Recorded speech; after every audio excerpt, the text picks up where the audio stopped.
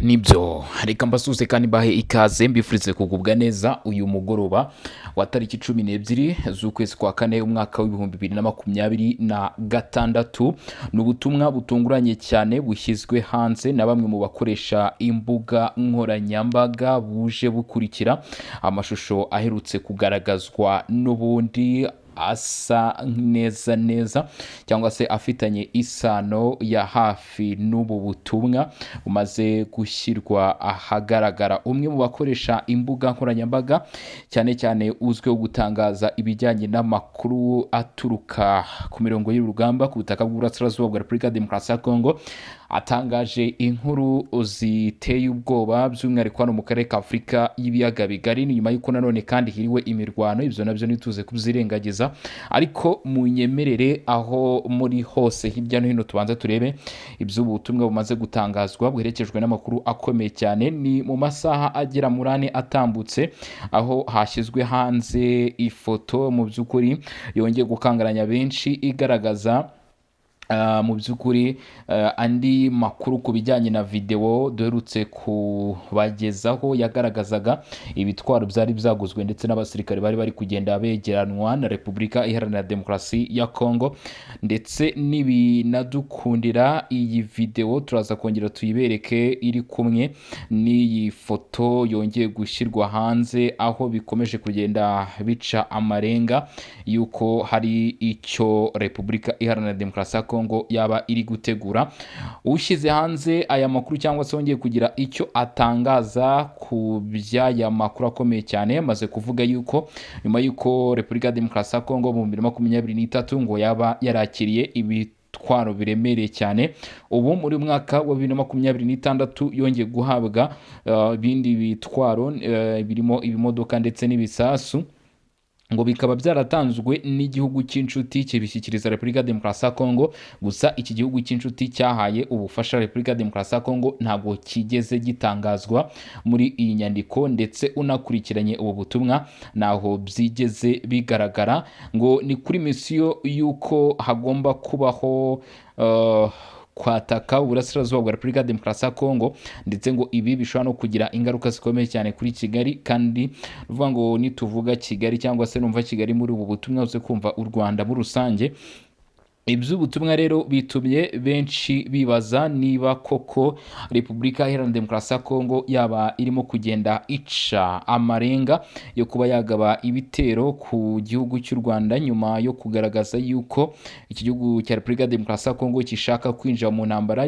Ibyari biherutse gutangazwa n'umukuru w'igihugu, aho yatanze igihe ntarengwa avuga yuko kugeza mu mwaka w'ibihumbi 2034 amahoro mu burasirazuba bwa Repubulika ya Demokarasi ya Kongo azaba yamaze kugaragara ndetse no kuboneka. Ibi akaba yarabivuze yabyizeza abatuye iki gihugu cya Repubulika ya Demokarasi ya Kongo.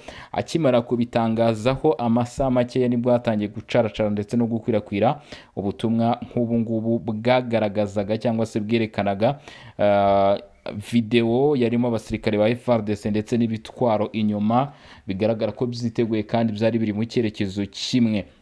Ibi rero bikomeje kugenda byibazwaho na benshi kuri ubutumwa buri kugenda bukwirakwira, ndetse no kuba Repubulika ya Demokarasi ya Kongo irimo iragerageza gutanga igihe ntarengwa cy'igihe ibibazo by'uburasirazuba bwa Kongo bizarangirira. Ni mu gihe ariko nubwo ibyo bimeze gutyo muri aka karere ndetse n'igeno ku isi bizeye ko ibi bidashobora kugeza ku ntambara, nubwo Repubulika ya Demokarasi ya Kongo yagiye igaragaza ibimenyetso byo guca amarenga mu gutegura ibikorwa nk'ibyo ngibyo. Kuri leta y'u Rwanda ishinja iki gihugu gufasha umutwe w'abarwanyi FC23, ariko hakaba hizewe ibiganiro bya Doha ndetse n'ibiganiro bya Washington by'umwihariko. Ariko kuri iki kibazo cy'u Rwanda na Repubulika Iharanira Demokarasi ya Kongo hakaba hizewe ibiganiro bya Washington ko bishobora kuba byatanga igisubizo kirambye kuri ibi bibazo. Harakibazwa byinshi rero ku cyo Repubulika Iharanira Demokarasi ya Kongo yaba irimo kugerageza gutegura ndetse no guhishura, mu gihe hataratangazwa amakuru yeruye cyangwa se ya nyayo. Bisobanuro kuri izi nkuru zakomeje kugenda zicaracara zikurikirwa n'amafoto atandukanye yerekana intwaro za Repubulika ya Demokarasi ya Kongo n'abasirikare basa naho biteguye by'umwihariko mu masaha y'ijoro, nk'uko aya mafoto yongeye gusirikira ku mbuga nkoranyambaga ari kugenda abigaragaza. ibi rero byaba bisobanuye ko hari gutegurwa ikintu gikomeye cyane. Mu yandi makuru akomeje kugenda akwirakwira muri uyu mugoroba, dore ko tubafitiye amakuru menshi y'ibyo tuza kugenda tugarukaho, ari na mpamvu usabwa kutaza kujya kure kugira ngo ukurikirane akantu ku kandi. Ni muri Minova muri teritwari ya Karehe mu ntara Kivu y'Amajyepfo hongeye kuvugwa ibikorwa bidasanzwe, ibikorwa bikaba byakozwe n'abarwanyi ba FC23. Nanone ni muri video yaje kugaragara muri aka gace, ngira ngo nayo tuze kuyibashyikiriza mukurikirane ibyari biri kubera muri Minova. Ni video rero igaragaza benshi mu rubyiruko rwo muri aka gace, bikaba bitangazwa ko uru rubyiruko rwafashwe rufatwa n'abarwanyi ba AFC23 nyuma yo kubakusanya muri ibi bice. Ni benshi cyane kuko mu bigaragara cyangwa se muri video zagaragaye biragaragara ko bagera muri za magana. Aba rero ngo bakaba bafatiwe muri bice mu bice bigiye bitandukanye mu masantere, aho n'abagiye bakurwa mu ngo. Aba ngo bikaba bikekwa ko bafashwe n'abarwanyi ba FC23 ndetse bakaba bagiye kwerekezwa mu bigo bitangirwamo imyitozo n'uyu mutwe. Ni mu gihe bivuga ko ibi bikorwa nk'ibi ngibi bikorwa ku ngufu kandi biteza ikibazo gikomeye cyane no kwibaza igishobora kuba kiri kugenda gitegurwa n'aba barwanyi. Mu by'ukuri biravuga ko muri aba batwawe harimo n'abagabo bakiri batoya hamwe ndetse nabo bikekwa ko batujuje imyaka, baba bakiri batoya. Mu mibare yagaragajwe cyangwa se mu byavuzwe biravuga ko abagera hafi kuri 250 basaga ashobora kuba aribo bakuwe muri aka gace ka Minova bajyanwa ku gahato kujya kuba abarwanyi b'umutwe witwaje intwaro 23, dore ko bikekwa ko kenshi mu batwarwa gutya ariho baba bajyanwa, kuko n'ubundi abagiye bagenda mbere yaho byagiye bigaragara ko bagiye bajyanwa mu bigo birimo Cyanzu ndetse na Rumangabo, aho hatangirwa imyitozo n'abarwanyi ba FC23 kubifuza ndetse no kugaragara mu bikorwa bya FC23, ariko bikavuga ko biza kurenga bikagera no kubatabyifuza bigakorwa mu buryo busa nkaho mu by'ukuri ari ukubikora ku mbaraga. Ibi rero benshi mu baturage bakaba byamaganye, by'umwihariko abo hajya hatwarwa abana babo, bakavuga ko hari abagiye batwarwa bakiri mu mashuri ndetse ko ibikorwa nk'ibi ngibi imiryango igiye itandukanye isabwa kubihagurikira bikaba byahagarikwa, kuko haramutse nta gikozwe byagira n'ingaruka zikomeye cyane no mu minsi iri imbere kugeza kuri ubu ngubu. Iyi video rero ni video imara igihe kigera ku munota urenga hafi 2, tukaba tugiye kuba twayibashyikiriza muri group yacu WhatsApp ya Songa Mbere. Ubwo kubifuza kuza gukurikirana uko icyo gikorwa cyakozwe n'abarwanyi ba FC23 muri iyo video y'ukuri nk'uko bigaragara ishyizwe hanze, uraza guhita unyarukira muri group yacu WhatsApp. Link aho uyibona ni muri comment cyangwa se hatangirwa ibitekerezo. Ureba link tuba twagupiningiyemo cyangwa se twagushyiriyemo, uyikandaho ubundi ntahandi haniti kwerekeza. Ku bantu rero baza kuyikoraho bikanga, ubwo umenye ko uba waragiye muri group hanyuma ukaza kuyivamo. Mu by'ukuri nicyo kiba kibitera. Niyo mpamvu nshishikariza abantu benshi nti nimujya muri groupe, hari abayijyamo ugasanga bayivuyemo bagakenera kongera kuyigarukamo bimeze nka gutya, kandi burya ntacyo batwaye. Nibyo bavuga ngo inkoni ihira igihe. Mu gihe wayigiyemo ugomba kuhaguma niba ukeneye kuzajya ubona ibi ngibi cyangwa se video nk'izi ngizi ziba zikomeje kugenda mu by'ukuri zigaragaza byinshi biba bikomeje kugenda biba ndetse niba bikomeje kugenda bijya mbere. Reka nkubwire yuko rero iyi video nayo ngiye kuri koroza ku mbuga nkoranyambaga muri uyu mugoroba, abenshi bibaza icyaba kiri gutegurwa ndetse no gupangwa kuri aba baturage cyangwa se urubyiruko rwafashwe ndetse naho rwerekejwe ntago higeze hamenyekana. Icyakoza mu mashusho ndetse n'amafoto yagaragaye bikaba byagaragaye yuko batwawe baherekejwe kandi barinzwe ku buryo bukomeye cyane n'abarwanyi bo mu mutwe wa AFC23 mbere yuko bapakirwa bakajyanwa ahataramenyekana kugeza kuri ubu ngubu, nk'uko inkuru zitandukanye zakomeje kugenda zibigaragaza cyangwa se zibitangaza. Ubwo turaza gukomeza kugenda tubakurikiranira iby'aya makuru mu bikomeza kugenda bisohoka ku bijyanye nabyo, uko biza kugenda uko ariko kose ushaka kuza kumenya irengero ryabo. gusa benshi bakavuga ko nyine n'ubundi bajyanwe guhabwa imyitozo uko byagenda kose. Mu bice bya Kivu y'Amajyepfo hari kuvugwa imirwano kandi inakomeye cyane yumvikanyemo benshi bivuga ko dore ko mu makuru yakomeje kugenda asirikira MRDP twirwaneho yigamze kuba ngo yarashe uwo bita Colonel Karumuna Mishabira Etienne, uyu ngo yaba yarasiwe muri axe ya Mugeti Muramvya Mugeti, ndetse bikaba bivugwa ko yahitanwe na MRDP twirwanira mu gihe ubuyobozi bw'inyeshyamba za 23 bwamagana ibikorwa biri kuhakorerwa ngo bikorwa n'ibitero by'indege. Hanyuma andi makuru yongeraho nuko mu masaha ya nimugoroba bivugwa ko igisirikare cya leta ya Kongo FARDC cyongeye guhagurutsa ibitero bikomeye cyane by'indege byangiza ingaruka zikomeye cyane kuri abarwanya FC23 na MRDP twirwaneho bari bakomeje kugenda bagaragara mu bice bimwe na bimwe by'ahangaha muri Kivu y'Amajyepfo. Nubwo bimeze gutyo, imirwano iri kuvugwa, abarwanyi ba FC23 ndetse nabo bafatanya MRDP twirwaneho bigamze guhitana bamwe mu bashyigikiye urande rwa leta ya Kinshasa. Aha niho MRDP twirwaneho yazamukiye ivuga ko yahitanye umurwanyi kabuhariwe. Uyu nguyu ni Colonel Etienne nkuko bivugwa, uyu akaba ari wo ku ruhande rwa leta ya Kinshasa. Icyakoza uruhande rwa leta ya Kinshasa ntabwo rwigeze rwemeza urupfu rw'uyu mugabo cyangwa se ngo ruhakane ku byavuzwe na MRDP twirwaneho mu gihe hagikomeje gukorwa iperereza.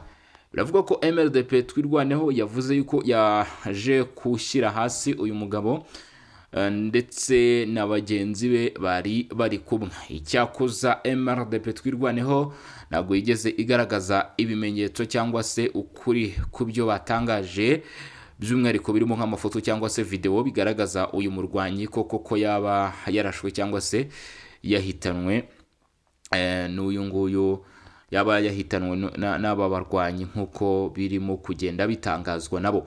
Iyi mirwano iri kuba muri Kivu y'Amajyepfo iragira ingaruka zikomeye cyane zirimo ziratuma abaturage benshi bava mu byabo kuri ubu, kandi bikavuga ko guhera mu masaha ya mu gitondo byaje kubangamira urujya n'uruza ku mupaka wa Kavimvira, kubera ko benshi bagize ubwoba bwo gukomeza kwambuka ndetse no gukora ibikorwa byabo bya buri munsi n'ubundi basanzwe bakora kuri uyu mupaka, mu rwego rwo gutinya ko bashobora guhitanwa n'imirwano ndetse n'ibitero by'amasasu byari bikomeje kubera kuri uyu mupaka wa Kavimvira uhuza igihugu cy'u Burundi ndetse na Repubulika Iharanira Demokarasi ya Kongo. Imirwano rero muri Kivu y'Amajyepfo ikomeje kuba ibangamira ibiganiro ndetse n'uburyo bwa diplomasi. Gusa icyakoza uruhande rwa Kinshasa narwo rukaba rumaze iminsi rutangaza ruvuga ko rubangamiwe narwo n'ibitero birimo birakorwa.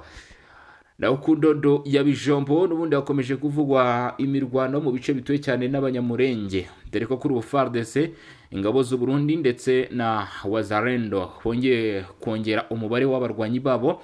Nkuko bivugwa ngo ibi byagaragaye mu bice bituwe cyane n'abanyamurenge, by'umwihariko mu giturage cya Muramza, ni ukuvuga ku ndondo. Guhera muri zimera z'iki cyumweru abarwanyi ba MRDP twirwaneho bakaba batangaza bavuga yuko hari kugaragara kwiyongera gukabije cyane kw'iyi coalition, ndetse MRDP twirwaneho ikaba yavuze ko itazi impamvu iyi coalition ya Kinshasa yabiri kongera umubare ku kigero kingana gutya, aho bavuga ko batewe ubwoba n'ibimenyetso biri kugaragara muri utu duce ko bishobora kugira ingaruka zikomeye cyane zirimo no kugeza bamwe mu baturage kuva mu byabo ndetse bishobora no guteza impfu.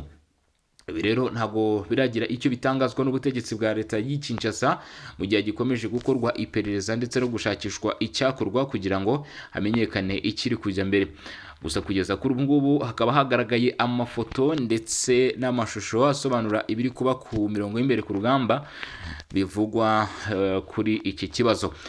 Uyu Colonel wigambwe n'abarwanyi ba MRDP twirwaneho kuba bamuhitanye, no kuvuga Etienne Karumuna, ntabwo nawe aragira icyo atangaza, no kuvuga feedback bimuvugwaho ngo hamenyekane niba akiriho cyangwa se yigeze yitaba Imana. Icyakoze hategerejwe amakuru y'ukuri aza gutangazwa n'umuvugizi w'ibikorwa bya Skora ya kabiri hano muri Kivu y'Amajyepfo, ari nawe ufite mu nshingano gutangaza cyangwa se kuvuga iby'aya makuru, no kuvuga uwo bita Lieutenant cyangwa se Lieutenant Ligan Buyi Kalonji uvugira ibikorwa bya Skora ya kabiri hano muri iki gice. Ibitero ku mujyi wa Uvira bishobora gukangura intare yari yisinziriye. Igisirikare cya Leta ya Repubulika ya Demokarasi ya Kongo bishobora kugira ingaruka zikomeye cyane ku mujyi wa Bukavu ndetse na Goma, bigatuma habaho gusubukurwa kw'ibitero bya za drone bimaze iminsi bibangamira ku buryo budasanzwe abarwanyi ba FC23 nk'uko bizakomeje kugenda bivugwa kuva mu minsi yashize. FC23 na n'ubu kandi ikaba ivuga ko ikigirwa ingaruka zikomeye cyane n'ibitero bya za drone byagiye bigabwa mu bice bigiye bitandukanye, bikagira ingaruka zikomeye cyane. Ubu rero biravugwa ko ibi bitero biri kugabwa n'abagize itsinda ry'umutwe wa 23 hatabaye kwitonda, bishobora kuza gutuma Kinshasa yongera kuza kwisanga mu mirwano, mu gihe nyamara bivugwa ko uru ruhande rwari rwarahagaritse imirwano mu rwego rwo gushyigikira ndetse no gushyira mu bikorwa ihagarikwa ry'imirwano bishingiye ku masezerano yagombaga gusubukurwa afite aho ahuriye n'igihugu cya Qatar yongeye gusubukurirwa muri Switzerland. Abashyigikiye uruhande rwa leta ya Kinshasa bavuga ko M23 ari imaze iminsi igaba ibitero mu bice bigiye bitandukanye, yaba muri teritwari ya Walikale, Karehe ndetse Masisi muri Kivu y'Amajyepfo, Walungu n'ahangaha muri Fizi na Uvira.